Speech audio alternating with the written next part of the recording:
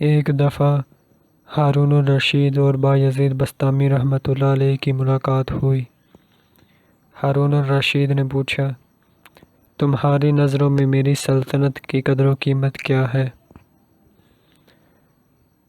آپ نے فرمایا، فرض کیجئے کہ آپ ریگستان میں جا رہے ہیں، پانی ختم ہو گیا ہے، آپ پیاس سے ایڑیاں رگڑ رہے ہیں۔ اس حالت میں ایک چرواہا کہیں سے آ جاتا ہے، آپ اس سے پانی مانگتے ہیں، وہ ایک پیالے کے عوض آدھی سلطنت مانگتا ہے، کیا آپ اسے دے دیں گے؟ کہا، بے شک۔ فرمایا، تو پھر تمہاری ساری سلطنت کی قیمت پانی کے 2 گھونٹ ہیں۔ حسن عمل سے لمحات ایام میں اور ایام زمانوں میں بدل جاتے ہیں۔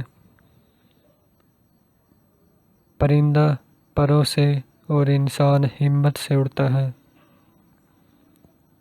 عاقل زندہ رہنے کے لیے کھاتا ہے اور جاہل کھانے کے لیے زندہ رہتا ہے۔